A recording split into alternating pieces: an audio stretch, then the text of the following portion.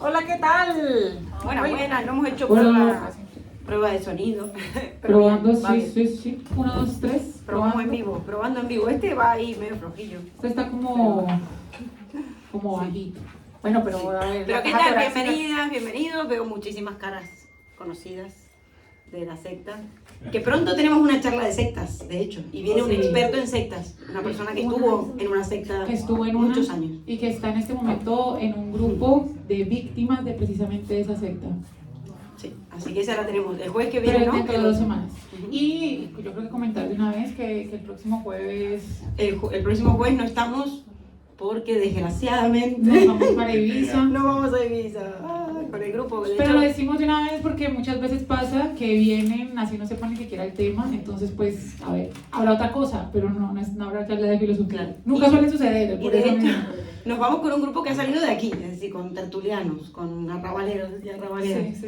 Así que bien, bueno, hoy tenemos tertulia y ya en el otro jueves que viene, no el otro, la de las sectas, así que acuérdense. Y bueno, hoy tenemos un temazo también, nos presentamos para los que y las que no nos ¿Quiénes son conocen. nuevos? Ajá, esto. ¿Quiénes no han venido? Sí, poquito. A ver, bienvenidas. Bienvenidas. Bueno, acá hablamos 40 minutos, aprox, tratamos de que no sea más de eso.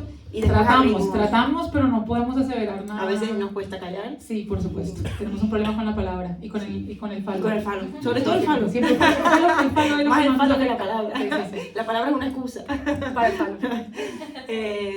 Y bueno, somos Paola Fernández, que es filósofa, doctoranda en educación y profe de la Autónoma. Y yo, Flor Franco, que soy psicóloga y psicoanalista y trabajo actualmente con niños y en violencia machista. Y bueno, el tema de hoy está buenísimo. Imaginación, fantasía y realidad. Se lo debemos en parte a Víctor, que viene siempre aquí a las tertulias y nos propuso este tema a raíz de una tertulia de hace unas veces. No me acuerdo de qué exactamente estábamos hablando, pero me preguntó sobre si la imaginación o la fantasía tendría relación con el inconsciente y tal. Y dijimos, mira, este tema no lo hemos tomado, así que... Y lo que la podemos traer. imaginación y la fantasía son elementos muy importantes dentro del psicoanálisis y también dentro de la epistemología filosófica.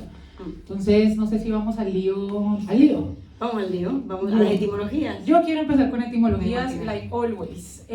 Imaginación. A mí me parece muy interesante también hacer esta distinción entre imaginación y fantasía.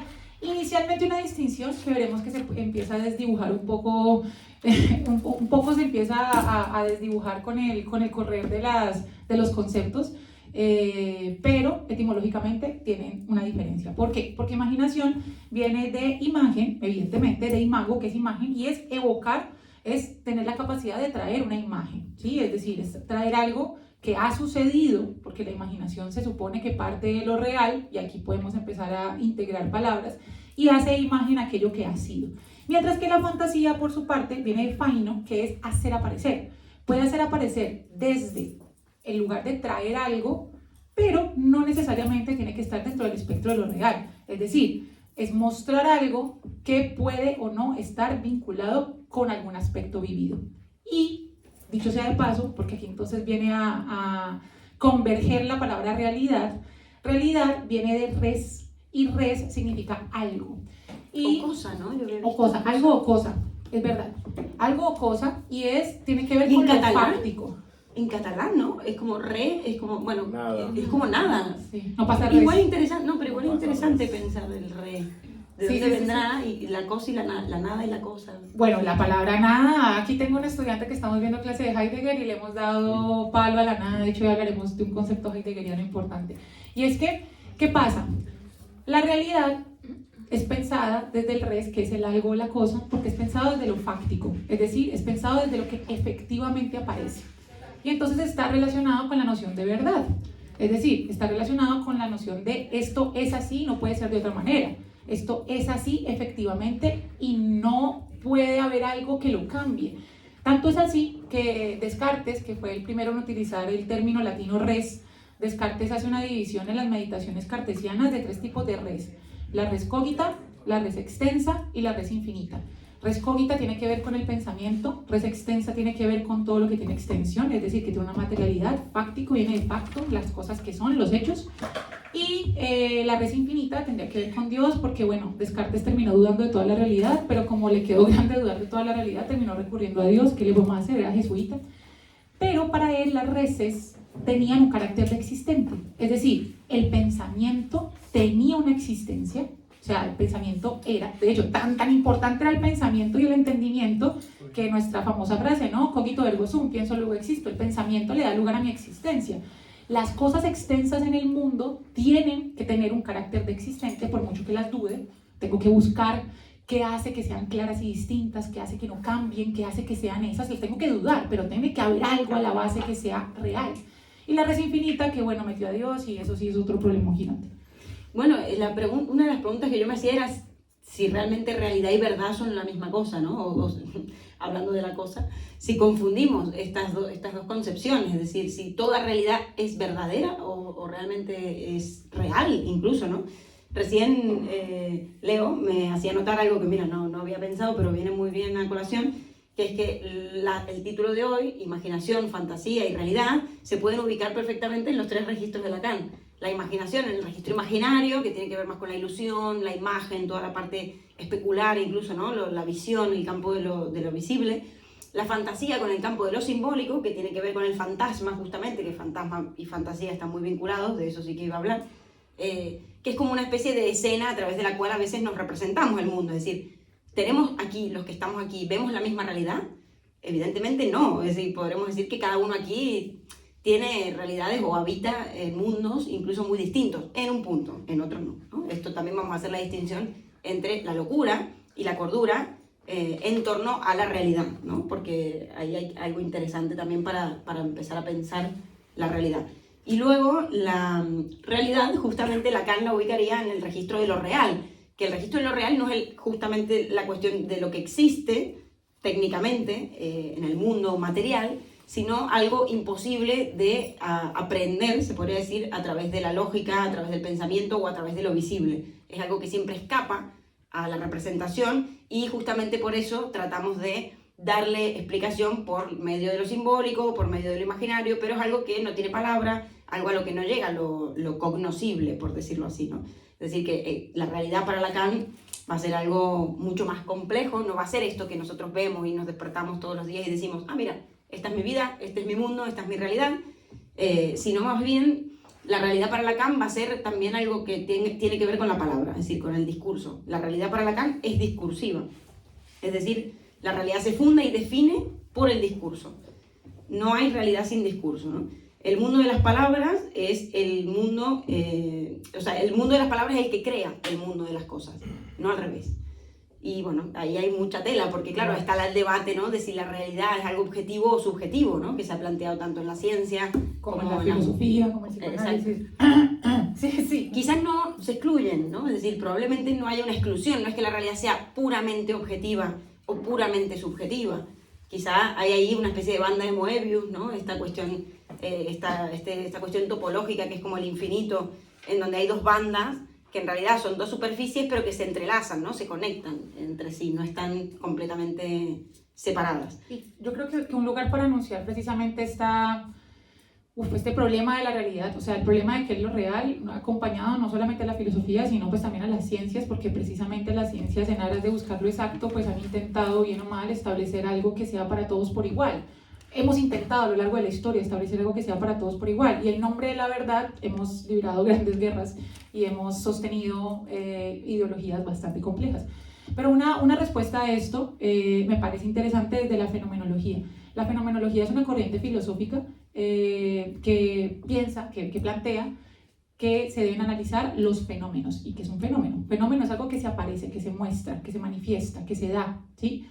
No, interpretar el fenómeno no es interpretar la realidad. A la fenomenología no le importa la realidad en cuanto tal, le importa la realidad en tanto percibida, que es distinta. Porque yo les puedo decir aquí ustedes como que ¿qué están viendo? Y están viendo la cara de un sin cara del viaje de Chihiro, y yo les digo, no, yo no estoy viendo nada, estoy viendo algo negro, y ustedes malditos locos, ¿no? ¿Qué estamos? No, o sea, un ejemplo muy reduccionista, pero de alguna forma estamos viendo lo mismo, solamente que nos expone un fenómeno diferente dentro de nuestra percepción.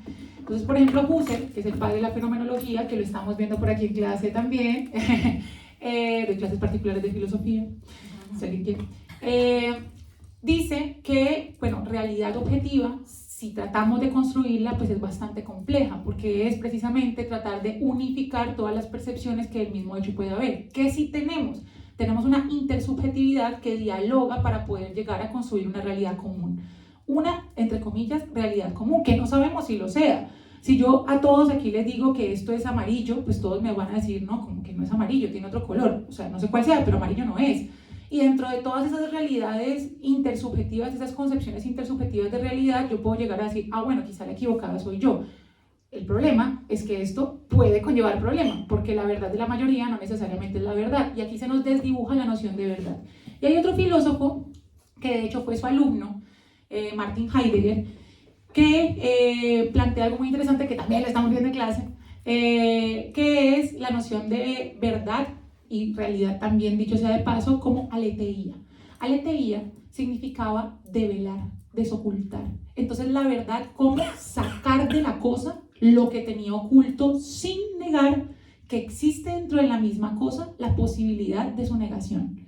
Es decir, esto suena como pam, pam, pam. Y esto va a sonar bastante también a psicoanálisis. Yo siento que aquí Lacan también puede aparecer bastante, pero cuando yo soy capaz de develar del objeto su verdad, no estoy diciendo que todo lo otro que no es esa cosa no pueda ser, si no es ahora, eventualmente. O sea, si yo digo esto es una botella, es la verdad en este momento fáctica que podemos llegar a compartir, a menos que alguien piense lo contrario, que lo diga, y lo llevamos a psiquiatra. Pero esto es botella para todos. Que yo lo diga y que lo devele no significa que detrás de ella no estén todas las realidades de lo no botella que puede llegar a aparecer. Y es precisamente lo interesante que puede ser, no sé, puede ser un florero, puede estar roto, puede convertirse en una taza si después se utilizó de forma reciclable. Entonces, Heidegger lo que trataba, y varios filósofos lo han hablado también, no solamente Heidegger, es pensarse la verdad no como lo revelado, como en algún momento Platón nos lo dijo con el mundo de las ideas y todo lo que existía en una copia, sino más bien como la forma en la que develamos o desocultamos la verdad de las cosas y que puede ser otra. Es el desocultamiento que acontece en ese momento. O sea, la verdad está atravesada y la realidad está atravesada por la temporalidad, por el momento. Es curioso porque nos metemos ya en el meollo del debate. ¿Hasta qué punto hay algo de verdad y hasta qué punto hay algo de consenso? Es decir, hemos acordado socialmente, históricamente, llamarle botella y dentro de un mismo idioma, una misma cultura, etcétera, ¿no? Pero, bueno, en otros idiomas se les dice de otra manera, pero entendamos que, bueno, la representación es lo mismo. Claro, la palabra no viene a nombrar a la cosa. La palabra siempre es la representación de la cosa, ¿no? Es decir, esto ya partimos de una base como diferente. Ahora, yo diría que más que la botella en sí misma o la realidad, ser una verdad, claro, ahí entramos en el dominio de la representación y también del pacto social que hace que nombremos a las cosas o que incluso compartamos una supuesta realidad o un mundo. Por eso decía que lo de la locura es interesante traerlo, porque se supone en los diagnósticos, o digamos la definición más clásica y de chimi, se podría decir, no sé, en Argentina usamos este chimichurri, ¿no? Como un poco, es como una definición muy básica, ¿no? De la locura, pero se suele decir que son los que están fuera de la realidad. Sí, es decir, no tienen realidad compartida, un mundo común. Claro, exacto. Loco es aquel que está fuera de la realidad, ¿no? Claro, pero ¿qué es la realidad? ¿Cuál es la realidad? Esto antes incluso que los psicólogos, que los psiquiatras, lo trabajó y brillantemente. No ha ido la ciencia, diría, ni el psicoanálisis más allá de eso. Cervantes en el Quijote, ¿no? Cuando un día, al principio del libro, dice, él era un hombre que leía mucho, ¿se acuerdan? Hidalgo, que leía un montón de libros de caballerías, que en ese momento ya no se leían, se dejaban de leer, porque evidentemente hace un señuelo al cambio de paradigma que se estaba dando en una época, donde se pasaba de una época religiosa al Renacimiento, a la Ilustración, es decir, había un cambio de cosmovisión de ver el mundo, un cambio de perspectiva de cómo entender e interpretar la realidad, que es lo que creo que nos va a interesar.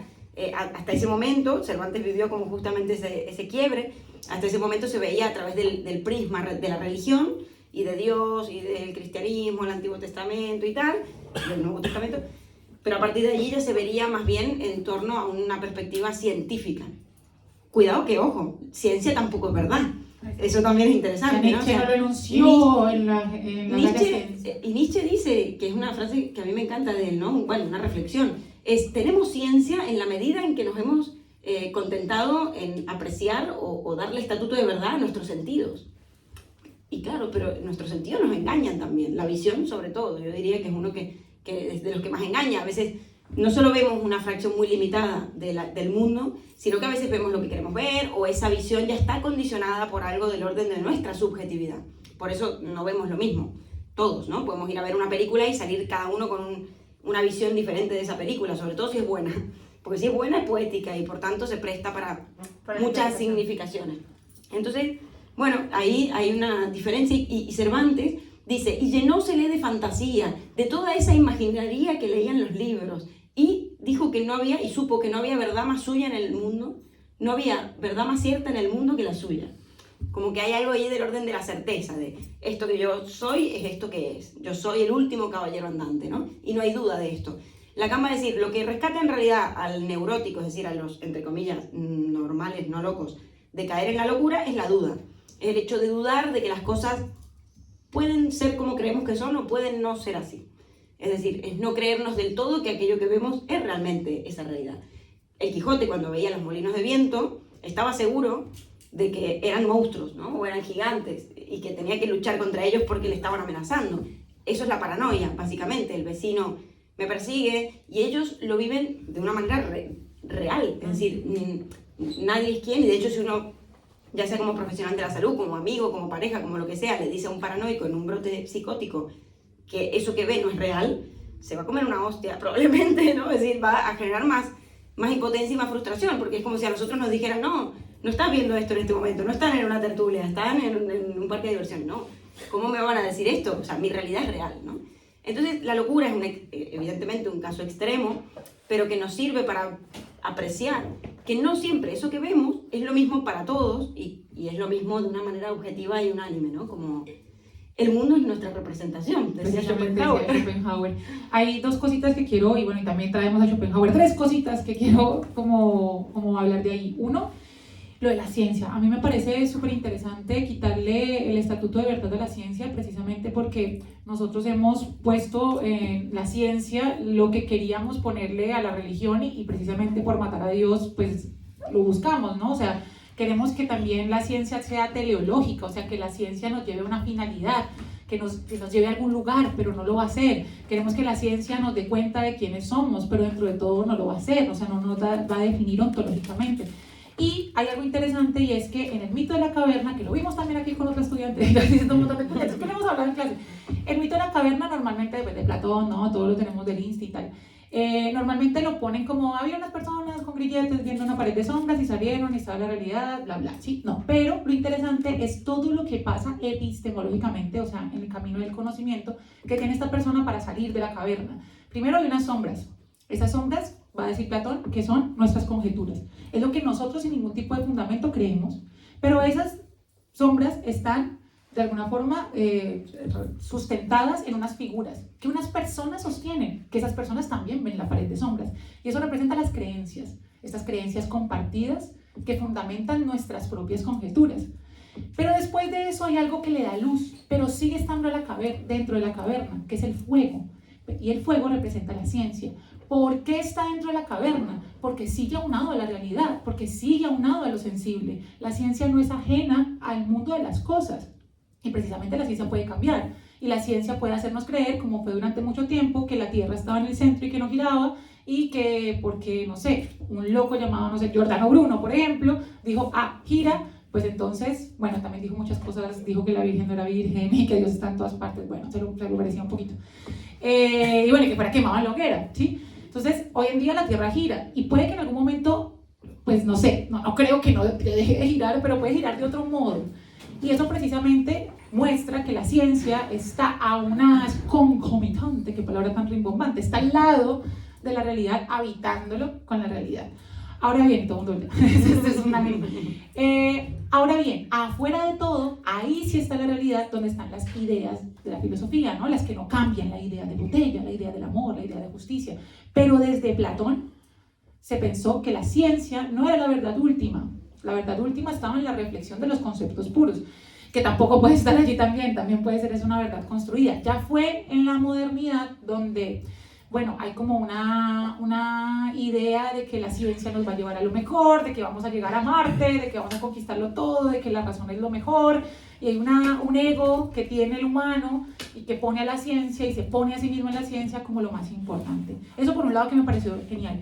Por otro lado, frente a la noción de Cervantes y la locura, y hay un filósofo que obviamente viene al lugar aquí, que se llama Michel Foucault, que tiene un libro que se llama Las palabras y las cosas, y en Las palabras y las cosas analiza los discursos. ¿Qué es un discurso? Flor lo mencionó, es algo que nosotros hemos construido desde la palabra, en ese orden de ideas, desde la subjetividad, en lo cual de alguna forma comulgamos, pero va a decir Foucault que viene dentro del orden del poder, es decir, los discursos vienen también, obedecen al poder. ¿Cuál? Es de una época, no necesariamente unos dirigentes, pero sí como algo que normatiza, ¿no? Ciertas instituciones no entendidas como un lugar físico, sino instituciones entendidas como lo que se instaura, ahí vienen instituciones, se instaura como la verdad. Ahora bien, analizando el Quijote y analizando también estoy hablando de Foucault, analizando otra pieza artística que me parece maravilloso, que son Las Meninas de Velázquez, le da principal hincapié a la mirada. No sé si recuerdan Las Meninas, ¿sí? Que es un cuadro maravilloso, que está en el Prado así, es gigante, es precioso. Yo estuve al frente de él y lloré. Yo lloro por todo, pero lloré mucho, ¿sabes? En Las Meninas, Velázquez se pinta a sí mismo y uno ve un bastidor y uno ve cómo te está mirando la menina, te está mirando Velázquez, te está incluyendo en el cuadro, pero a la larga no te está incluyendo del todo, porque en el fondo hay un espejo donde están los reyes. Bueno, hay un juego de miradas, todo el mundo se mira y la mirada demarca la perspectiva del cuadro. Foucault analiza esa relación con las miradas desde lo pictórico, pero también desde Don Quijote, de la mirada dándome cuenta precisamente de todas las locuras del mundo, me di cuenta que la verdad única era la mía, ¿sí? Dándose cuenta que la mirada vuelve sobre sí mismo, que lo más importante dentro de la idea de verdad no es la verdad en cuanto tal, sino quien enuncia la verdad, es decir, ahí viene a prestar principal importancia el quién. Y en ese orden de ideas, la realidad está sujeta al quién. Bueno, ahí deviene como una especie de objeto del poder, ¿no? La verdad, o sea, ¿cuál es la verdad? Y se produce un discurso que habla en nombre de la verdad. Y así termina el Quijote, cuando él tiene que renunciar a su creencia de que era el último caballero andante y se nombra como un pastor. Y en ese momento le dicen, vale, bueno, sí, pastor sí. Porque pastor encaja con el discurso de esta época, ¿vale? No es tan raro que haya pastores, ¿vale? Sé pastor. Pero ahí hay una comicidad y una genialidad muy interesante por Cervantes, que es capaz de decir, bueno, esto sí, pero esto no, ¿no? En función de un tiempo determinado, porque 20 años antes ser un caballero andante hubiese sido algo normal, hubiese sido algo perfectamente asumible y posible, ¿no? Entonces no era tildado de loco. Entonces ahí tenemos, evidentemente, y aquí surge, ¿no?, la cuestión de la locura como producto de esta maquinaria de poder que va a marginar a aquellos que no se dejen dominar, por decirlo así, por el discurso operante, por el delirio hegemónico de una época, porque allí, claro, nuestra realidad no es delirante en algún punto. Porque cuando Copérnico dijo que todo el universo, bueno, la Tierra no daba vueltas alrededor del Sol, sino al revés, fue tildado de loco. No. Y, o sea, que él dijo que la Tierra giraba alrededor del Sol, pero bueno, hasta ese momento se creía que al revés, todo giraba alrededor nuestro, ¿no? Entonces él da este cambio de paradigma y es tildado de loco inmediatamente. O cuando Darwin dijo que veníamos del mono, fueron tildados de locos y después nos dimos cuenta que en realidad no era tan así. Hoy sería loco alguien que por el contrario dijera, no, venimos de Dios, yo soy el hijo de Dios en la tierra, a mí me tuvo la Virgen después de que una paloma se acercara a su ventana, ¿no? Sería como, eso sería loco, no lo otro. Entonces, como en un tiempo determinado algo puede ser entendido como racional, verdadero, lógico, bien, ¿vale? Y en otro tiempo todo lo contrario. Entonces, claro, Lacan va a decir que la única ciencia verdadera es la ciencia ficción. Y es muy interesante y ahí ya nos da en el pie para enlazar con la fantasía, ¿no? De hecho, Nietzsche también va a decir que existe un reino de la verdad, pero justo la razón está excluida de él, ¿no? Y después va a cerrar con otro aforismo en el que dice la verdad es mujer.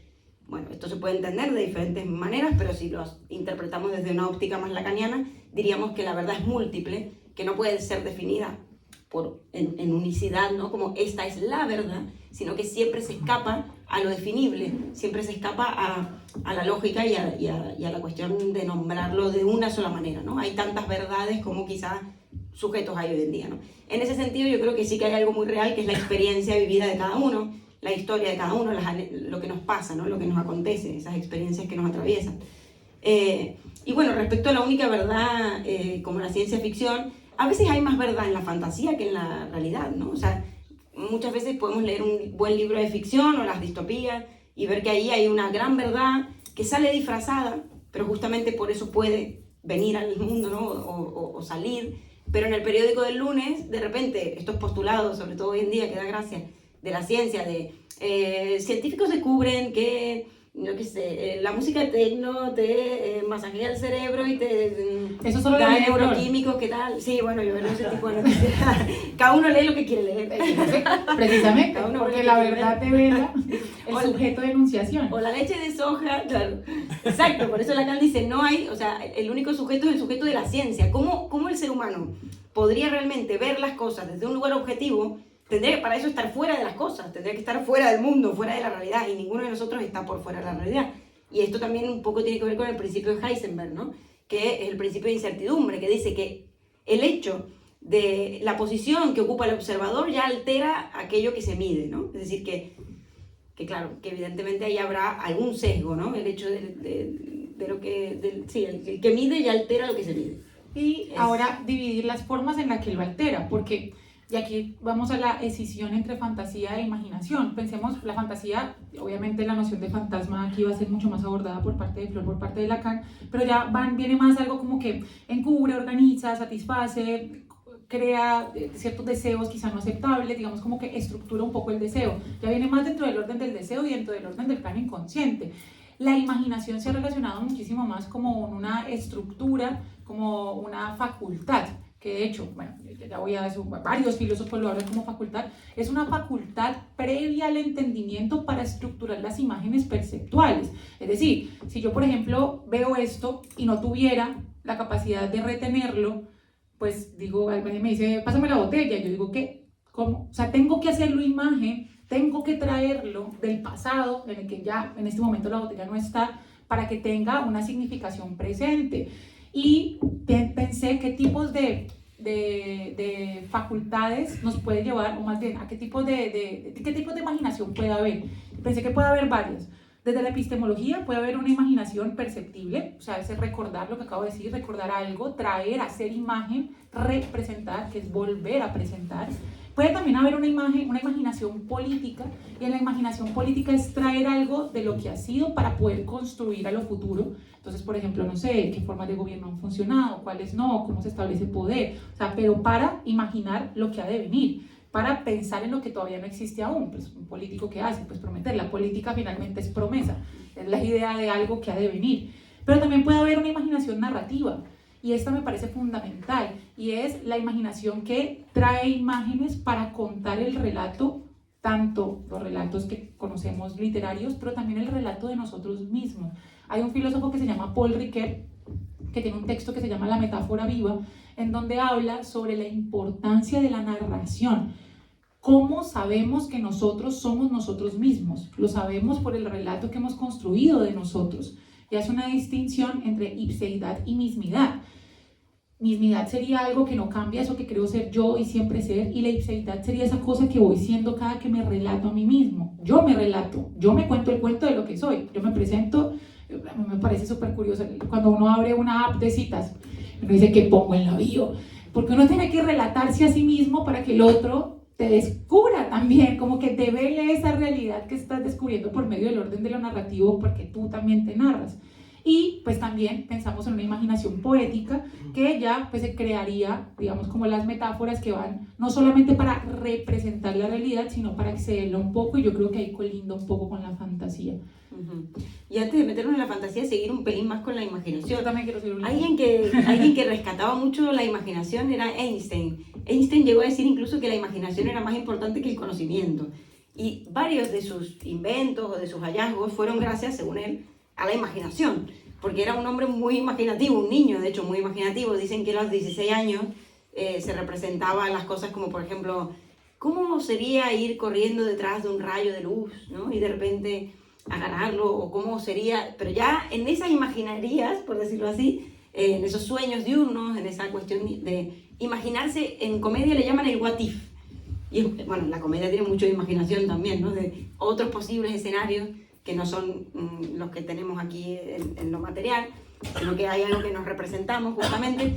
El what if es como un ejercicio que yo creo que también es el que en el fondo hacen los que escriben cuentos o ficción, que es como un representarnos cómo sería la cosa si esto va hacia un extremo, ¿no? Por ejemplo, así sale, es un recurso incluso de escritura. Es decir, ¿cómo va a seguir el mundo si ChatGPT de repente avanza y la gente lo usa cada vez más y hay robots en la calle, ¿no? Uno empieza con eso y se empieza a enrollar y lo empieza a llevar a un extremo, pero desde la lógica, ¿eh? O sea, pero imaginarse cómo sería eso extendido a un punto infinito, ¿no? Entonces, la imaginación es un juego también. Creo que en la infancia se ve mucho. En la infancia diría que no es un juego, sino como algo que tú decías, no como una especie de instancia del desarrollo, como una capacidad. Es preocupante a veces cuando un niño no tiene imaginación, fantasía, ¿no? Cuando no hay esa dimensión, por decirlo así, uno, bueno, llama la atención, porque el niño inventa, el niño es poeta por naturaleza, el niño crea siempre cosas nuevas, ¿no? Esto el niño no te va a decir es una botella, te va a decir, esto es un coche, ¿no? Y lo podemos usar así, o va a ser un avión, miren, un avión, ¿no? Y ya te lo transformas en otra cosa. El niño tiene esa cualidad de todo el tiempo, algo que parecía un boli, y de repente ahora es un rey, y vamos a jugar que este es el rey y esta es la reina, ¿no? Y es como que así directamente ya las cosas que parecen ser lo que son otra cosa. Y eso creo que es la imaginación. Einstein, de hecho, decía, la lógica nos puede llevar de un punto A a un punto B. La imaginación nos puede llevar a todas partes, ¿no? Como que hay algo ahí muy importante de este recurso que creo que hoy hemos perdido en un mundo quizá tan regido por la lógica y por los algoritmos, ¿no? Esto que decías del Tinder, no dejan lugar a la imaginación mucho, ¿no? Como esta cuestión de esta capacidad de imaginación creadora. Y de hecho es algo que ChatGPT probablemente no podrá hacer. A veces cuando nos preguntamos hasta qué punto ChatGPT nos va a reemplazar o va a poder reemplazar nuestros trabajos y nuestras cualidades intelectuales y hasta qué punto no, la imaginación probablemente no, ¿no? O la imaginación creadora, al menos es algo que no. De hecho, yo le he preguntado a ChatGPT, he tenido esta conversación con él, me ha dicho que no, que él es una base de datos. Siempre me aclara esto, ¿no? Como, no soy la pitonisa, no soy un poeta, es humilde al menos. Sí. Y me dice, yo soy una base de datos, yo sintetizo datos que la humanidad deposita en mí y es súper buena gente la vida, una respuesta. Hola, ¿cómo estás? Te responde bien, gracias por preguntar. Te sube la autoestima, te dice, qué maravillosa pregunta, qué bueno que estás pensando. Todo el tiempo yo le digo algo y es como, qué maravillosa pregunta, me encanta lo que estás planteando. Te hace sentir brillante. Gracias. Aparte me habla por el nombre. Hola Paola, ¿cómo estás? Y yo, ay, gracias, me quiere. El mejor amigo de repente. Bueno, no eso, pero sí que esa capacidad probablemente no la tenga porque no le interesa. Pero también no solo, yo creo que de pronto él puede hacer imágenes en el plano como perceptual, ¿sí? O sea, a ver, él puede hacer imágenes, él trae, bueno, primero hace imágenes, ¿no? Lo subimos con Ghibli, pero puede traer lo pasado a lo presente para combinarlo con una pregunta que le hagamos, o sea, con toda la base de datos que tiene, de alguna manera dentro del recurso de la imaginación entendida como facultad del entendimiento, o facultad previa al entendimiento, sí. Lo que yo no creo que pueda hacer es fantasear, o sea, porque y ahí vamos a... Nosotros siempre nos metemos en meollos con las distinciones epistemológicas. Aquí nos ponemos unos debates, la otra vez éramos definiendo sarcasmo e ironía, ya nos dejamos aquí la piel aquí distinguiendo sarcasmo e ironía. Bueno, y así con todo, pero si tratamos de pensarnos la fantasía más dentro del orden del fantasma, de aquello que como que acompaña el sujeto, pero dentro del orden del deseo, pues ahí la IA no compartiría deseo. O sea, una IA se puede representar la realidad, porque sí, la puede volver a presentar, ¿cómo? De su base de datos en relación a lo que yo le estoy pidiendo. O sea, y va a ir alimentándose precisamente, y va a seguirse alimentando, pero quizá lo que no va a poder hacer es fantasear. O sea, es como añadirle al orden de la imaginación el deseo. O sea, la IA no va a tener inconsciente. Claro, porque, exacto, ni inconsciente, ni deseo, ni fantasma, justamente, ¿no? De esta posibilidad de imaginarse también las cosas. Depende de lo que nosotros le digamos, ¿no? También yo creo que es un gran recurso, o sea, yo uso ChatGPT bastante cuando es necesario, pero lo hago hablar, ¿no? O sea, yo creo que es bastante útil y más o menos brillante en función de cómo uno le pregunte y en función de lo que uno le haga decir, pero es uno el que le hace decir a ChatGPT. De hecho, el otro día me encontré con un panorama muy creepy. Si no lo han hecho, háganlo. Pregúntenle a ChatGPT qué opina de vosotros y qué sabe de vosotros. Es muy feo. Yo dije, hostia, ¿sabes qué sentí? Pero se me vino así como al pecho la sensación de angustia, pero a la vez como, porque me describió tal cual como si fuera mi madre, y aparte me dijo un montón de cosas que yo no sabía que él sabía de mí, y fue como muy heavy. Y sentí esto que Nietzsche decía, cuando miras profundamente el abismo también mira dentro de ti. Yo dije, claro, todo este tiempo he estado preguntándole a ChatGPT cosas y dándole información sin saber que yo le estaba dando información también. Yo le he dado explícitamente. Yo creía que era él el que me daba a mí y yo el que le preguntaba. No, yo le he dado mi CV, o sea, yo le he dado mi currículum para que ayúdame por favor a hacer esta carta de presentación para este trabajo, ¿sabes? Le digo, ya que sabes quién soy, por favor ayúdame a... Sí, no, increíble.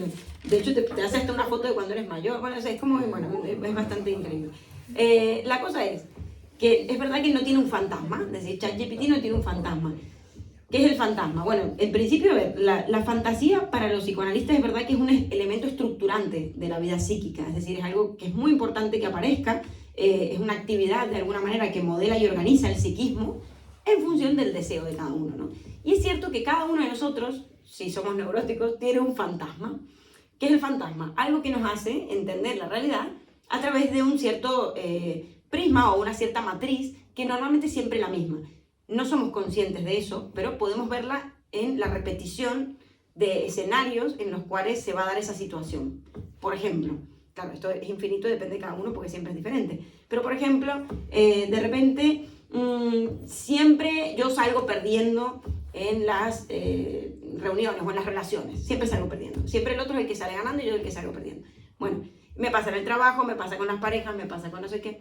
Ese salir perdiendo, o ese ser un perdedor, o ese perder algo, tiene que ver, sobre todo si se ha repetido en muchos escenarios a lo largo de la vida, con muchas cosas, con algo que uno ha interpretado de su lugar o de lo que es para el otro en el mundo, ¿no? Este sería un ejemplo, pero habría 1000 millones. Por ejemplo, no sé, el otro siempre me saca algo, o me abandonan, siempre me abandonan, el ser abandonado, ¿no? Siempre me abandonan, yo qué sé, por mis padres me sentí abandonado, por mis parejas me siento abandonado, por no sé qué, los amigos.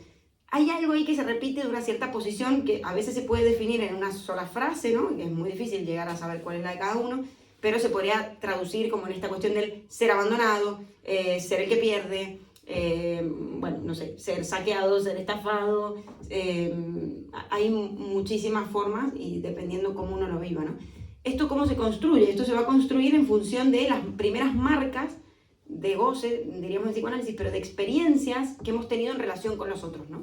Nacemos y van a suceder ciertos hechos, sobre todo en los primeros 2 años, digamos, el primer año, no hay memoria, no hay nada ahí, no hay un ser hablante todavía, hay un ser hablado, pero hay ciertas experiencias de vida que nos van a marcar, y son marcas, directamente una marca que se inscribe sobre el cuerpo, ¿no? Sobre el organismo.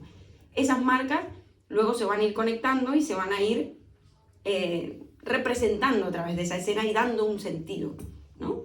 Entonces, como que a partir de eso es que nosotros vamos a tener un fantasma que normalmente vamos a repetir muchísimo sin darnos cuenta de que no es mala suerte o de que no es que es el destino, sino que en realidad, bueno, es ese prisma a través del cual vemos la realidad que nos hace caer siempre una y otra vez en situaciones similares. Me encanta porque ahí, digamos, se hace hincapié eso, como que la fantasía va dentro del orden del deseo y dentro del orden del inconsciente. O sea, no tiene que partir necesariamente de un pasado común. Por ejemplo, tú decías ahora un tema que me encanta, que es el what if, que sería, pues, el hubiese podido ser. De hecho, mi tesis de maestría precisamente se llama El hubiese podido ser. Si alguien la quiere, se la puedo dar. A ver si alguien la lee.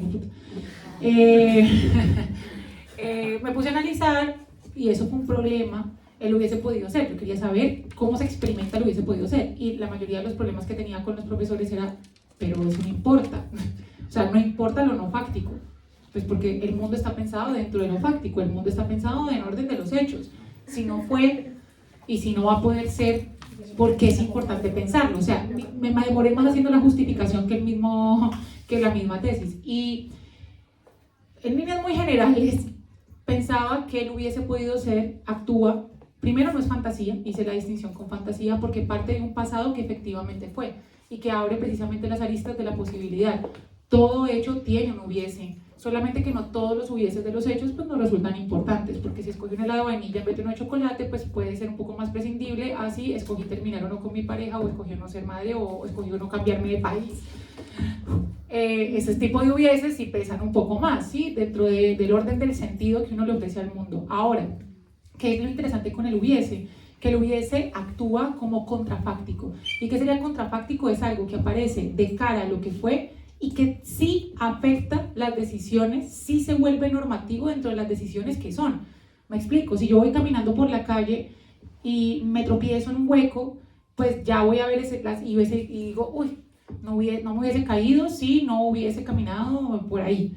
Y pues ya vuelvo a pasar por la calle, pues ya no voy a ir al lado de ese hueco. Lo pongo en un caso que lo viví hace muy poco. Me estafaron por internet y me robaron un montón de dinero. Y digo, bueno, ¿qué hubiese pasado si no hubiera perdido 1.200 euros? No lo sé, pues porque no lo viví, pero ya sé que no caería en una estafa de esa índole. Al menos de esa índole, puede que de pronto de otras, pero de esa índole no caería. Entonces, el hubiese actúa como contrafáctico, no me acuerdo por qué nombraste el what if, pero lo quería nombrar. Como la imaginación, que permite imaginar cosas que permite no traer aquello que no ha sido, pero no viene dentro del orden de la fantasía. Ahora, ¿qué pasa? Que ese what if, ese hubiese podido ser, abre otros campos interesantes de analizar, como por ejemplo el fracaso, la culpa, y ahí es un concepto que tiene mucha chicha que sacarle, muchas cosas que hacerle, pero la culpa y el fracaso también. Uh-huh. Bueno, y aquí hay una cuestión interesante también en relación a la cuestión del desconocimiento, ¿no? O sea, Freud, y esto ya para ir cerrando, pues mira, no me he dado cuenta, pero llevamos 41, Freud tiene un texto muy importante que se llama Teorías Sexuales, Ensayos de Teoría Sexual. Bueno, la cuestión es que habla de las teorías sexuales infantiles. Y esto es algo que... Tres ensayos de teorías sexuales. Y la cuestión es que esto lo vemos aún hoy, ¿no? En la infancia, que los niños se inventan o imaginan cosas sobre las cuales no tienen una explicación clara. Por ejemplo, cómo vienen los niños al mundo, cómo nacen o cómo la mamá se embarazó. Claro, es algo que van a tardar en entender y en cómo hacen para entenderlo los primeros años a través de la fantasía, ¿no? Es decir, la fantasía va a venir a dar una explicación a aquello que es enigmático o que de entrada tiene un carácter del orden de lo desconocido, de lo que no podemos llegar a entender. La ficción tiene mucho de esto, también los mitos. O sea, los mitos como yo diría lo más puro, donde esto se representa, ¿no? Y donde vemos claramente que hay una explicación mágica de la realidad, ¿no? Tenemos que hablar de mitos, amiga. Sí, total. Pero la cosa es que es cierto que existen estas primeras teorías sexuales infantiles que van a ser fantasías. Así se van a instalar las fantasías, van a venir a instalarse en nuestra subjetividad a través de justamente enigmas, cosas a las cuales no tenemos una respuesta, entonces nos vamos a imaginar cómo sucedieron, ¿no? Una de las teorías sexuales infantiles más comunes es que los niños se cagan. Y esto los niños lo dicen, es literal, o sea, los niños muy pequeños, que los niños se cagan porque no saben, claro, cómo está constituido el cuerpo, entonces ven a la mamá con la panza así y de repente ven que el bebé nació, cómo lo tuvo, por dónde salió, ¿no? Y todas estas cosas que empiezan a fantasear e imaginarse cómo han nacido son muy, muy bonitas y muy interesantes. Y en esto el fantasma tiene algo en común, y es que justamente esto que les explicaba recién, este prisma, esta matriz, a través de la cual vamos a entender el mundo, esta lectura del mundo que vamos a hacer en función de lo que nos ha pasado y lo que hemos vivido, va a ser de alguna manera como una forma de absorber en ficciones lo que uno desconoce de su propia causa, de lo que uno es para el otro, de lo que uno, para qué me trajeron, para qué me quiere, qué quieren de mí. En eso vamos a fantasear, a dar una respuesta, porque la respuesta verdadera, unívoca y última no la tenemos, y vamos a interpretar algo y vamos a construir esa fantasía que nos permita vivir también. O sea, no es algo malo, al contrario, la fantasía, y Melanie Klein, que es una psicoanalista post-freudiana, lo describía como una defensa también. Y yo, la primera, yo soy súper fantasiosa, ahora un poco menos porque la adultez te mete sus hostias y ya te saca un poco a veces la fantasía, pero yo era muy fantasiosa y a veces sí que me pongo mis cascos y voy con música fantaseando que soy DJ en Ibiza, no sé, con cosas así que no soy, pero que me encantaría y me hacen feliz, ¿me entendés? O sea, literal. Me voy a salir de una emergencia. Como que la fantasía hay algo que a veces necesito recurrir a ese lugar. Sí, yo creo porque que la realidad me es demasiado insoportable. Yo creo que la fantasía puede tener dos caminos y también por eso voy cerrando. Yo creo que puede emancipar y alienar. en ambas medidas y de ambas formas por igual. Yo creo que emancipa cuando te brinda como un horizonte más allá de lo dado y como que te brinda la posibilidad de precisamente hacer algo de ese horizonte, o sea, como encaminarte a, de alguna forma, abrirnos la posibilidad como proyecto que somos. Nosotros somos, lo decía Heidegger, somos proyecto, estamos en apertura, o sea, yo no soy Paola, yo estoy siendo Paola, es decir, soy todas esas cosas que estoy haciendo en cada momento que soy yo misma. Y la fantasía me da la posibilidad de abrir ese horizonte de significado que puede llegar a ser el yo misma. Pero pues puede llegarte a alienar en tanto, digamos, como que empieza a repetir, se vuelve sintomático, empieza a estar dentro del orden de la repetición y pues digamos ya ahí estaría dentro del orden de lo psicótico. Entonces creo que, bueno, fantasiemos, pero no tanto. Mantengámonos con un límite ahí, ¿no? Sí, que tener Es como esta alternancia, siempre lo sano, como hablábamos la vez pasada de las relaciones tóxicas, lo sano siempre se encuentra como en esta especie de alternancia, ¿no? Sí. Ni lo uno ni lo otro, ni mucho todo que no prohibido, santo. ni todo permitido, ni todo fantaseado, ni todo realidad. Como ahí necesitamos un poco de las dos, ir y venir, o cuando nos estamos yendo muy hacia una, volver, porque demasiada realidad nos puede enfermar, y demasiada fantasía también. Y pues, y tanto. Y aquí lo dejamos y al debate, así que gracias.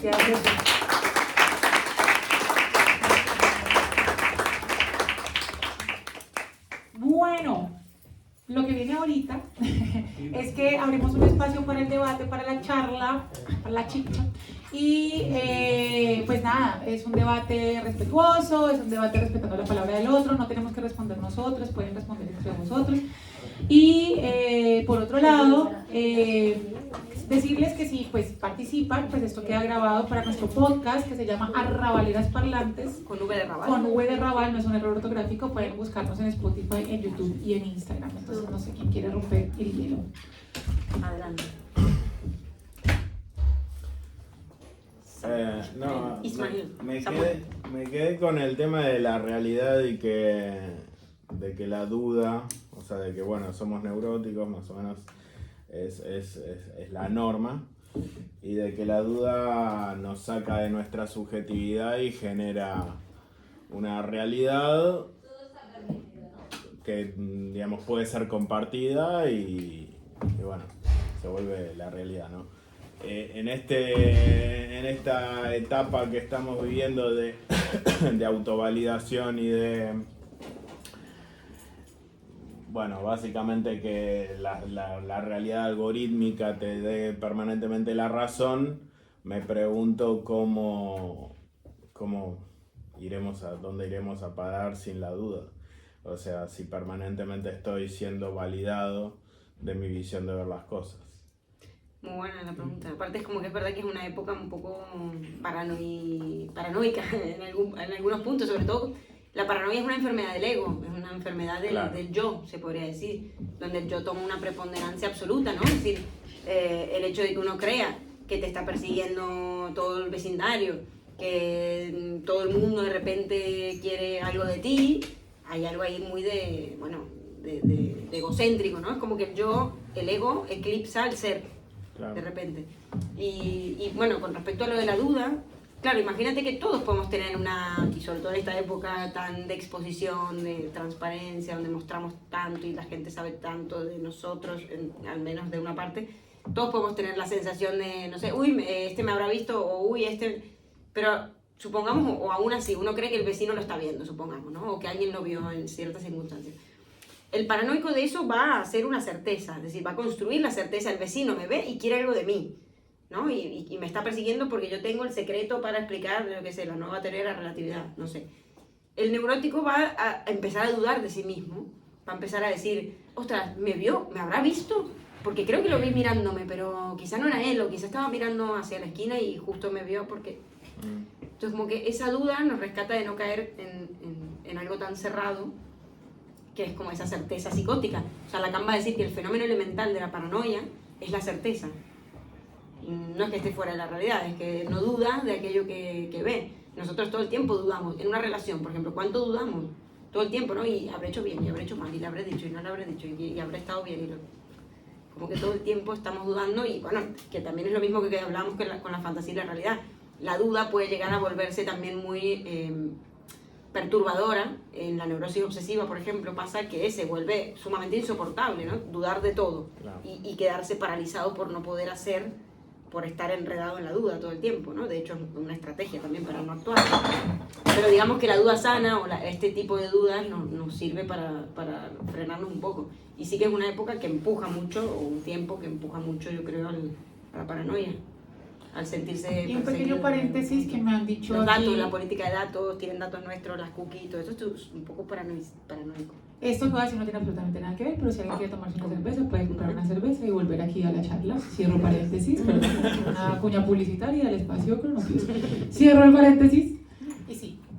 Yo creo que, bueno, la representación más clara de esto sería la fake news, ¿no? O sea, yo estoy viendo una realidad que además mi círculo me reafirma y las redes sociales, por mis datos, también me están alimentando y me están reafirmando. Entonces, esa es la realidad y no la que vos decís, que es lo opuesto a eso, o tu medio de información te dijo otra cosa. Entonces, en esta época de reafirmación, la realidad cada vez es una construcción más subjetiva. Eso nuestro queridísimo, que no lo mencionamos, Byung-Chul Han, bueno, ya lo hemos nombrado 1000 veces. Byung-Chul Han decía precisamente que el exceso de positividad, no entendido como optimismo, sino entendido como el exceso de yo, el exceso de facto, el exceso de res, ¿no? Del algo, de realidad del sujeto, que es el yo, anula la otredad. Y finalmente, también lo dice en un texto que se llama La agonía del Eros, pues caemos en el infierno del igual, ¿no? Entonces nosotros vamos andando con espejos. Y la realidad es que la mía y la del otro es la mía también. Bueno, a ver, dicho sea de paso, no podemos tener más realidad de aquella que está detrás de nuestra mirada. O sea, sé que parece obvio, pero pónganse a pensar realmente que ustedes nunca han hablado con nadie más que con ustedes mismos. Porque a la larga, por mucho que uno hable con un otro, pues uno está hablando con la representación de aquello que está diciendo. Tú no sabes qué está pensando el otro, tú no sabes qué está queriendo decir, tú estás representándotelo. A la larga estás hablando contigo y con la representación del otro. Y bueno, si uno se pone a pensar mucho en eso, se pone un poquitico paranoico y loquito. Pero sí que es cierto que si no somos capaces de dimensionar al otro en su otredad, que, a ver, puramente es imposible porque yo no puedo estar dentro del otro. Cuando ponte los zapatos del otro, pues no estaría ocupando su mismo espacio, loquito. O sea, no se puede del todo, pero al menos hacer un intento por reconocer al otro como otro, pues caemos en lo que estamos hoy en día, que es unos discursos de validación constante de mí mismo, de alguien no me cae bien, entonces lo bloqueo. Y bueno, a veces uno dice, pues si yo escucho a alguien del Vox diciéndome que quiere que todas las mujeres se metan a la casa y que el aborto se vuelva a penalizar, pues muy posiblemente lo va a querer bloquear, pero ese deseo de quererlo bloquear va a hacer que de alguna manera yo siga eliminando otredades, y eso puede ser complejo. Perdón, yo pensaba justamente, durante casi toda la tertulia, pensaba justamente lo que dijiste vos, en el tema de las fake news y cómo afrontar las nuevas tecnologías a lo que, o qué buen aliado de esto son las nuevas tecnologías. Y somos presas totales de la posverdad al final. Nos terminamos convenciendo de lo que queremos convencernos en función de eso, y fantaseamos y nos imaginamos y hacemos todo lo posible para al final terminar creciendo algo que es lo que elegimos creer, y no necesariamente tiene que ser entre comillas, ¿no? la realidad o una visión más. Yo me encontraba, como comentábamos justamente con un compañero de trabajo, yo gran parte de mi vida leí un único periódico, no consumí otra cosa que ese periódico. Era una visión completamente cegada. Y me parece que las redes sociales nos vuelven a intentar quitar esta posibilidad de la duda. Terminamos convenciéndonos, me visioné, terminamos convenciéndonos de algo que por ahí no necesariamente tiene que ser cierto, sino lo que concuerda con lo que nosotros creemos, básicamente. Perdón, gracias. No, total, con lo que nosotros creemos y con lo que ciertas técnicas de poder contemporáneo conviene que hacernos creer, ¿no? También. Por aquí. Sí. Que en base a eso que decías, como pensar que sí es cierto que hay toda una cuestión biopolítica y un uso que se hace a eso, pero también el sujeto consciente a eso, porque al no saber qué hacer con lo imposible, con lo que no hay respuesta, nos vienen a dar estas infinitas respuestas, ¿no? como que parece que la verdad existe y está afuera, es cuestión de buscarla y listo. Y en vez de esto que comentabas al principio, me pongo a pensar como qué lugar para el lazo social o para hacer un vínculo, si ahora cada uno tiene su verdad y que vas al ChatGPT y te la valida y es como lo que yo siento. Entonces pareciera como que cada uno tiene su propia verdad de, bueno, yo lo sentía así, por más que vos me digas otra cosa, y como que difícil hacer lazo, vincularse con un otro si cada uno va y encima lo busca en las redes y en todos lados está instaurada esa verdad como única.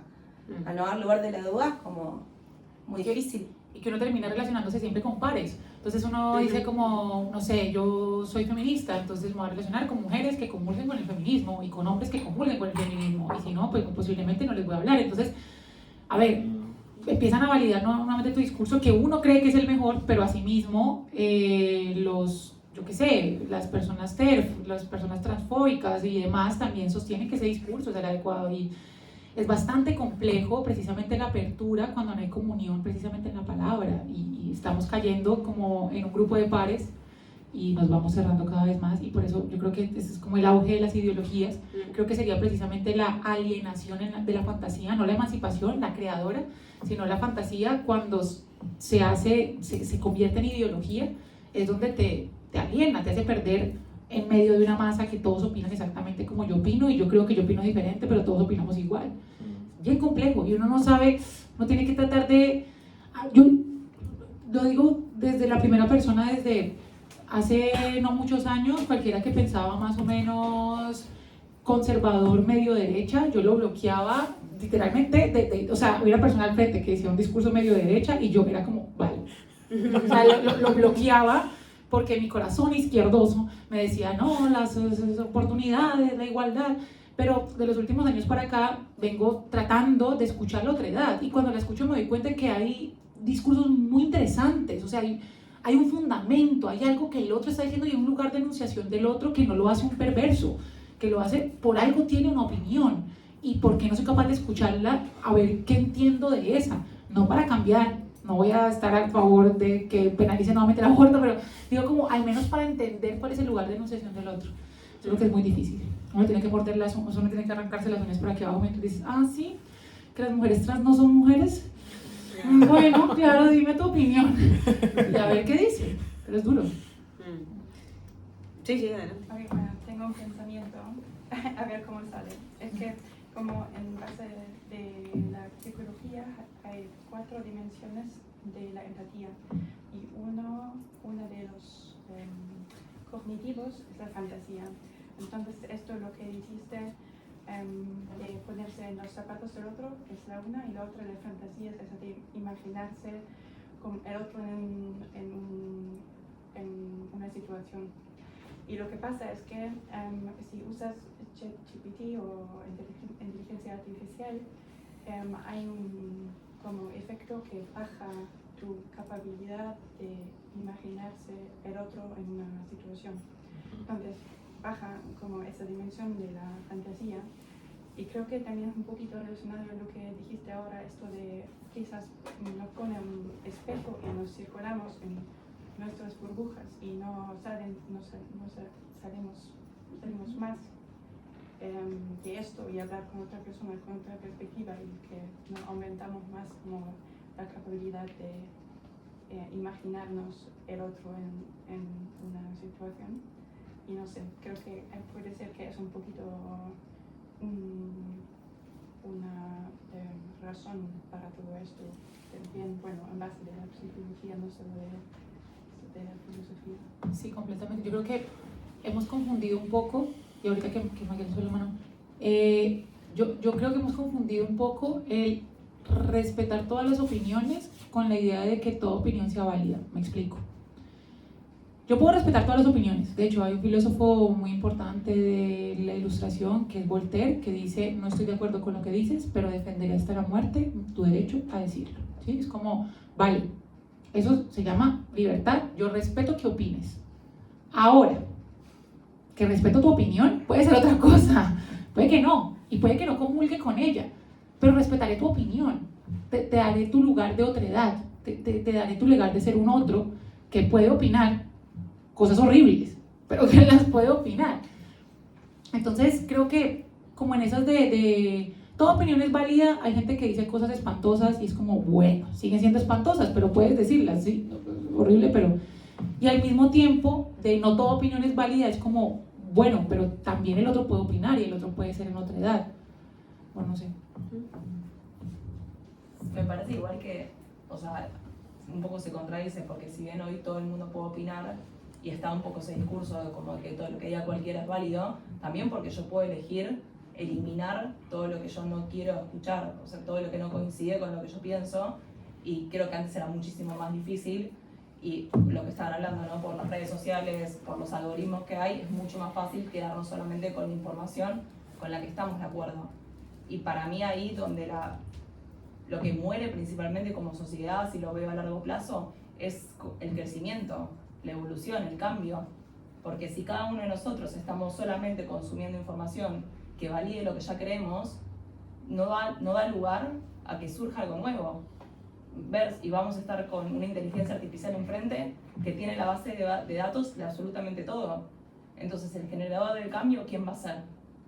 O sea, la inteligencia artificial que tiene esa información y puede combinar, digamos, todos los distintos escenarios, o nosotros que vamos a tener cada vez como información más reducida.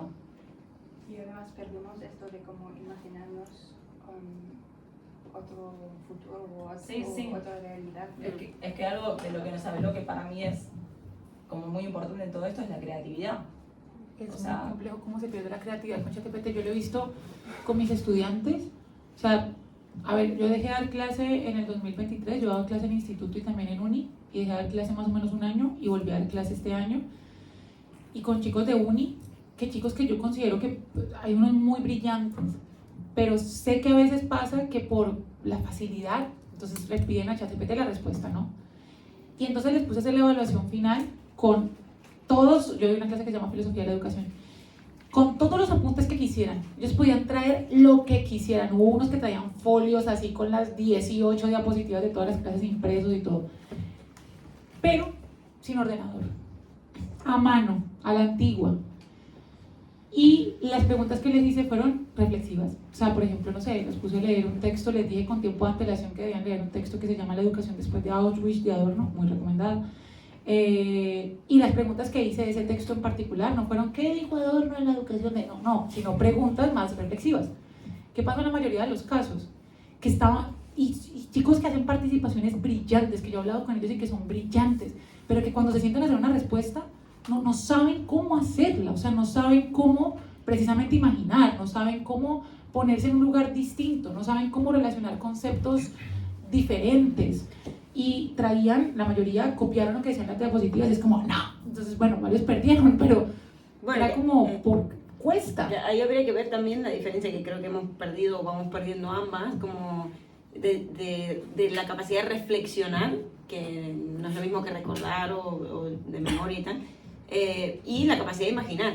Yo sí que creo que hablé, o no lo habré dicho quizás así literalmente, pero de esta capacidad creativa de la imaginación cuando decía lo de Einstein, ¿no? La lógica nos lleva de un punto A a un punto B, pero la imaginación nos lleva a todas partes. Claro, la imaginación es posibilidad, y es siempre la posibilidad de crear, ¿no? De algo más bien creador, creativo, y eso sí que es cierto que de alguna manera vemos que está medio en detrimento. Esto que dicen que es más fácil imaginar el fin del capitalismo que el fin de la humanidad, o que el fin del mundo. Tengo que trabajar 10 horas, no puedo más, ya no tengo neuronas.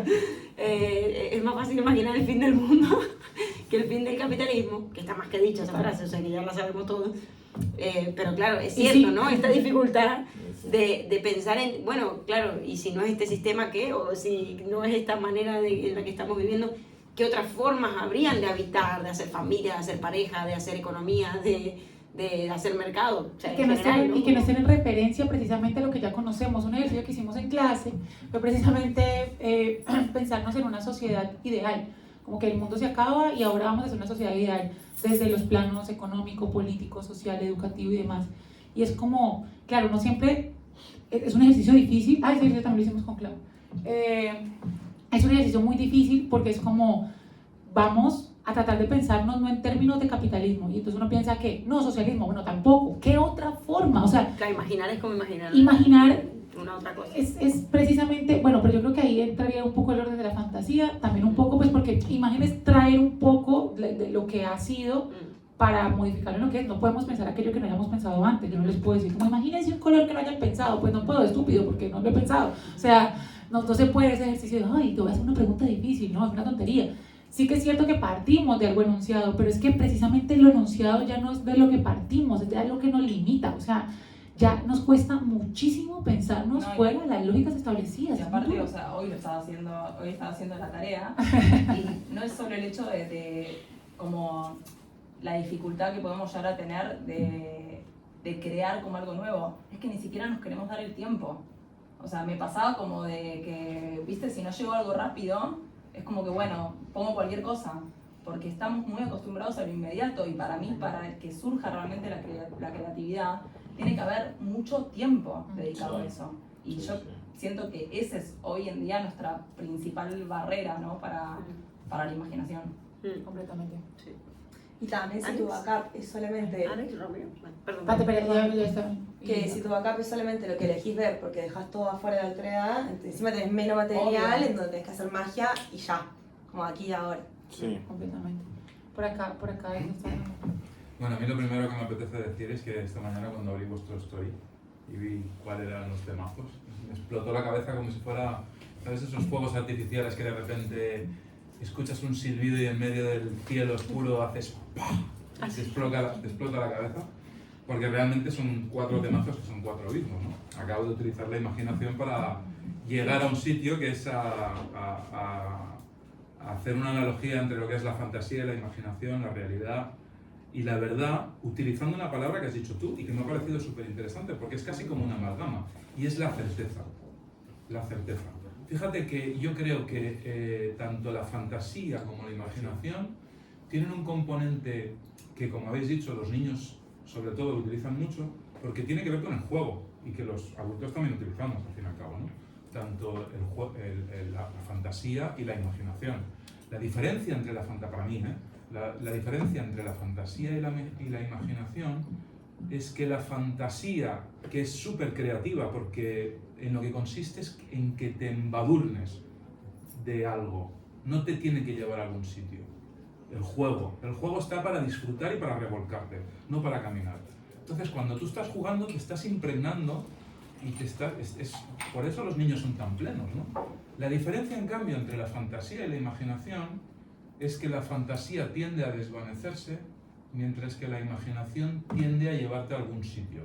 Es como que evocas algo, es una imagen que te puede servir para dirigirte a un lugar. Y la fantasía, como habéis dicho vosotras, es como un fantasma que tiende a desvanecerse, ¿no?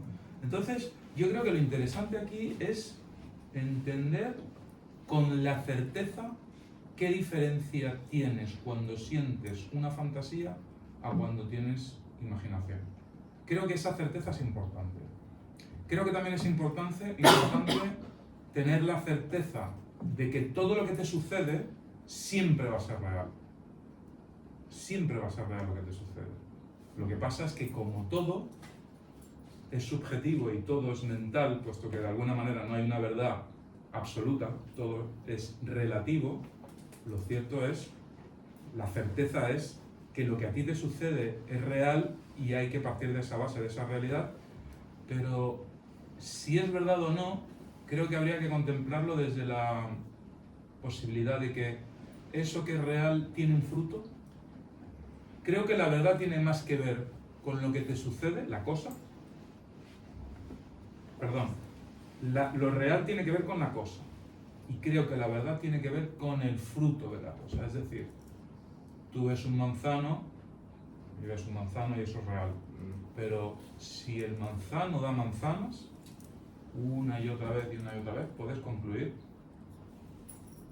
que ese manzano es de verdad.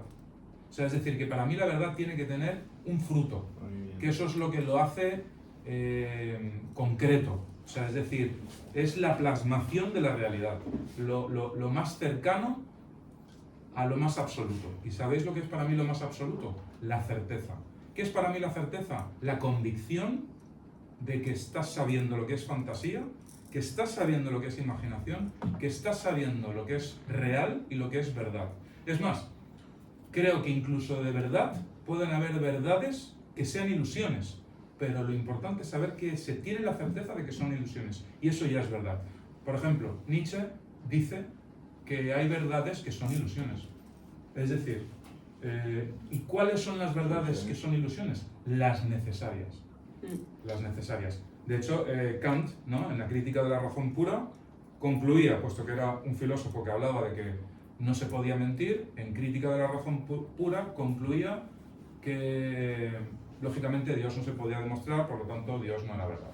Pero luego, después de 20 años de estar no siendo feliz, llegó a la conclusión de que yo no soy feliz.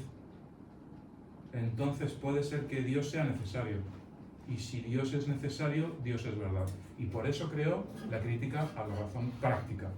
Es decir, que pueda haber una verdad que sea una ilusión, pero que al ser necesaria, si tienes la certeza de que es necesaria, la creas como realidad. Sí, Perdón, sería, como verdad. ahí sería Dios como, eso lo habla ahí, también lo habla en la religión dentro de los límites de la mera razón, es Dios actúa como idea regulativa, más allá de, claro, no tiene ese carácter de existente como si la tiene la cosa empírica, pero de alguna manera regula nuestra conducta y en tanto lo regula eso. Entonces, Bueno, yo creo que ahí lo que tienen en común son causas. Es decir, Claro. Dios es la verdad, ¿no? Así creo que se define en una de las tantas definiciones del Antiguo Testamento. Yo soy la verdad, ¿no? Yo soy la luz del mundo, bla, bla. Pero hay algo ahí de, creo que yo al menos lo relaciono mucho con la verdad como causa, no como efecto, es decir, estaría en contraposición al fruto, sino más bien a algo que inspira a andar, pero no es un punto, es decir, es un punto de partida, no un punto de llegada, la verdad, para mí. En el sentido de que si yo quiero saber la verdad sobre algo, es lo que me va a mantener, por ejemplo, en constante investigación para saber sobre este tema y creer que voy a llegar a la verdad. Pero en realidad, esa ilusión, la verdad es una ilusión en ese sentido, que Nunca me llegas, mantiene en siempre habrá movimiento una y que verdad. nunca llego. Exacto, y nunca llego. Y luego, eso por un lado, genial. Por otro lado, bueno, sí, la verdad y la verdad y la mentira, ¿no? Hay mucha mentira en la verdad a veces y hay mucha, y bueno, puede haber mentira, puede haber verdad en la mentira, ¿no? O sea, está la verdad engañosa. Muchas veces nos mentimos a nosotros mismos, ¿no? A mí me ha pasado 1000 veces. Yo cuando me vine a España a vivir, bueno, antes de vivir en Cataluña, viví en España, le dije a mi padre, me voy a España, se dice de los 21 años. Me voy a decir, que es verdad, yo veo la diferencia. Me voy a vivir a España, me voy a ir 6 meses a España. Mi padre me dijo, no te vas a ir 6 meses, seguramente te vas a quedar a vivir. Yo le dije, no, yo me voy a ir solo 6 meses de work and travel, no sé qué. Me dijo, yo te conozco, te vas a quedar. Yo le dije, no me conoces. Y al final me quedé, o sea, sigo aquí después de 13 años. Entonces era como esa verdad mentirosa, evidentemente, o quizá yo no me conocía tanto o lo que sea, pero sí como que hubo algo de, yo estaba segura de que lo que decía era la verdad. pero es que Yo le estaba diciendo la verdad. Pero es que a mi era la padre. verdad, o sea, a mí me parece por eso tan Pero al interesante. final nos terminó siendo, es decir, A mí me parece por eso tan interesante la definición de Heidegger recuperando la noción de verdad desde la aletheia. O sea, la verdad es aquello que desoculta lo oculto, pero que no niega lo que queda detrás. O sea, esa era la verdad. Era que no ocultaba la verdad que estaba detrás de precisamente ese momento que se desocultó la verdad. O sea, que esa era tu verdad en ese momento. Que haya dejado de serlo no significa que no sea verdad y que esta que has construido ahorita no sea la verdad también. O sea, también. como... También. No, Por eso, pero digo, dinámica, puede haber esa Sí, verdad la verdad mentirosa, dinámica. ¿no? Eso fue un ejemplo nimio, pero uno puede Pero- creer que sabe la verdad y en realidad esa verdad no es la verdad. La verdad del lunes quizás no es la verdad del martes, ¿no? Permíteme entonces, la verdad sobre la verdad es que la verdad no es absoluta, entonces es, Total, la verdad es es mujer. una verdad. La verdad es mujer, como decía Nietzsche, de una en una, retomando la Kant. Y después lo del juego me encantó, eso lo tenía apuntado y no lo dije, pero la fantasía para Freud es el reemplazo del juego infantil, justamente. Es decir, el niño juega para representarse hacia el mundo, para entenderlo, para situarse, para expresar. El adulto deja de jugar, pierde ese placer, pero Freud dice, no, nunca perdemos un placer que hemos conocido, porque el ser humano mal se le da renunciar a los placeres que ha conocido. Lo que hacemos es hacer sustituciones. Entonces vamos a reemplazar el juego por el fantaseo, ¿no? Que es como esto, las ensoñaciones diurnas y las fantasías. Romeo. Sí, bueno, ahora sí que tomando de todo lo que han ido diciendo, que viendo el tema que se iba a tocar, yo visité a Francisco Suárez, que que hace las disputaciones metafísicas, que es la bisagra entre el medievo y la época moderna, y donde ellos intentaban entender estas sutilezas del intelecto, ¿no? Del pensamiento, y hablan que el intelecto agente es este fantasma, ¿no? Es justamente a partir de eso lo nombran ahí desde el griego, el fantasma es la capacidad de hacer apariciones, de proyectar imágenes, y luego está el intelecto paciente, que es el que las convierte, las actualiza y las hace en conocimiento sensible, ¿no? Entonces, a partir de eso, esas sutilezas plantados en la realidad, decía, bueno, la verdad es algo que preexiste al conocimiento. O sea, ya está la verdad y solo es desvelada ante nosotros. O sea, el teorema de Pitágoras no es que él lo inventara, sino descubrió esto en la realidad. Entonces, a través de estas sutilezas que en la época infantil se nos presentan mucho más fácil con esta integración de los fantasmas, de las apariciones, vamos a lo mejor armando nuestra realidad, ¿no? Y claro, si ahora tenemos la posibilidad de las fantasías, como hacernos una imagen de Ghibli propia, y podemos vivir más en el mundo de la creación de lo fantástico, pues bueno, estamos desvirtuando a lo mejor esa verdad preexistente. Y justamente ellos llegaban a la idea de que la falsedad, lo falso, es un acto de voluntad, porque se pueden hacer cosas falsas con cosas ciertas, ¿no? Como decir, no me voy a quedar en España diciéndolo con un facto, diciendo con cosas verdaderas, cosas que en realidad son falsas. Entonces decían que lo verdadero preexiste, está ahí, es sensible, y lo falso es un acto de voluntad, es una abolición, ¿no? Y bueno, ya en un salto, Hegel justo decía eso de si pillo a la realidad siendo, es cuando el conocimiento se es siendo, ¿no? O sea, cuando lo puedo ver y veo que el árbol del manzano da una manzana y cae, entonces mi conocimiento preexistente se cumple y lo concibo. Entonces lo que decías tú, ¿no? De esta diferenciación entre lo que imagino, lo que fantaseo y lo verdadero. Y en esa, que no son cosas separadas, sino tres vertientes que se unifican. Y bueno, ya como decían al final, de lo uno y lo otro, hay este libro de Kierkegaard, que justamente es de lo uno a lo otro, ¿no? Esta dialéctica, y que el mismo Kierkegaard decía que nos arreglamos mucho más en el mundo a través de lo absurdo. Y él, desde esta experiencia ética y estética, decía, claro, entendemos mejor el mundo sabiendo que Abraham, que el salvamento de Isaac es un absurdo, ¿no? O sea, por alguna razón... Que el caballero de la fe. Se salvó, pero bueno, también dentro del medievo decían, si ahora en este momento apareciera un nuevo Mesías, el nuevo Cristo, le pasaría lo mismo, porque construiríamos verdades que no conocemos y que serían a posterior una realidad, algo verdadero que lo tomamos por falso, ¿no? Entonces, que nuestro intelecto se va desilvanando de una manera como el hilo de Ariadna, que es un tanto de genialidad en medio. Me encanta también que hayas traído la noción del intelecto agente, del intelecto paciente, que eso es aristotélico a full, y de la relación de la fantasía con aquello que se piensa desde el entendimiento y que se piensa desde la representación sensible. Eso me encanta, lo tenía hecho por aquí anotado para conversarlo, y a mí me parece muy interesante como ese cambio a la noción de verdad, que no significa que sea antagónico, significa es como la construcción que hemos tenido de verdad.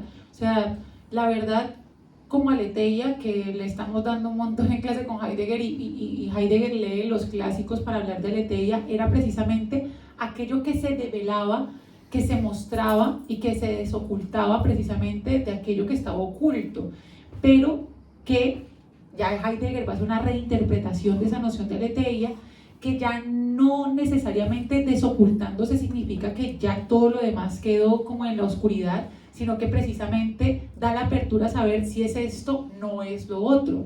Y eso abre un campo de posibilidad de la verdad gigante y muy interesante, porque le quita el plano de la certeza. Eso a mí me parece como, no sé, me parece muy interesante. O sea, porque, claro, nosotros siempre decimos como, no, la verdad es discursiva, la verdad está dentro del orden del poder, bla, bla. Y bueno, y es cierto, sí, podemos pensarlo. Pero entonces, la pregunta que nos hacemos siempre es como, ¿y entonces qué? O sea, ¿qué puede acompañar la realidad si todo es discurso y si todo es relativo y si todo depende del sujeto y si todo depende de la mirada? Hay algo que se devela, pero hay algo que se oculta, y entonces en ese orden de ideas la verdad, bueno, sí hay un quién en la verdad, sí, pero también hay un acontecer de la verdad, hay un momento en que la verdad es, sí hay un desocultamiento, pero hay un ocultarse también a la base. A mí me gusta pensarme la verdad no como certeza, como ese camino a sacarle la certeza a la verdad. Y bueno, que Heidegger decía también eso de que si hubiera el papel y la tiza para escribir y de pronto aquello escrito, una ligera brisa lo borrara, ¿no? Y dice, no, la verdad permanece dentro de un espacio-tiempo que no va a poder ser desvirtuada porque es desvelar, pero que puede tener otra interpretación.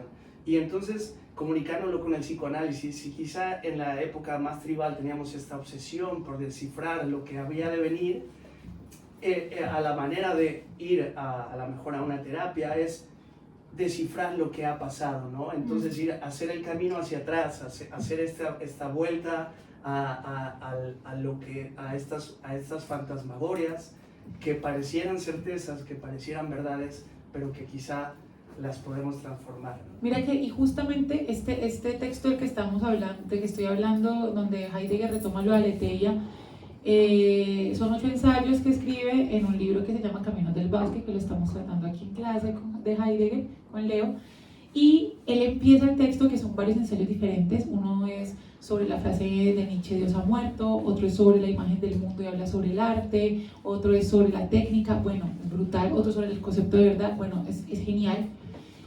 Comienza esa colección de ensayos diciendo que precisamente él va a hacer el recorrido como los caminos del bosque, que parece que estuvieran demarcados por muchas pisadas, pero que pueden o no desaparecer, que demarcan un norte, pero que se vuelven difusos también con el paso del tiempo si no se siguen pisando, que es una alegoría preciosa, bueno, súper recomendado. Si alguien quiere leer a Heidegger, que es un filósofo difícil de leer, el texto que más como que uno puede acercarse a él puede ser Caminos del Bosque, que tiene varios ensayos bien chéveres.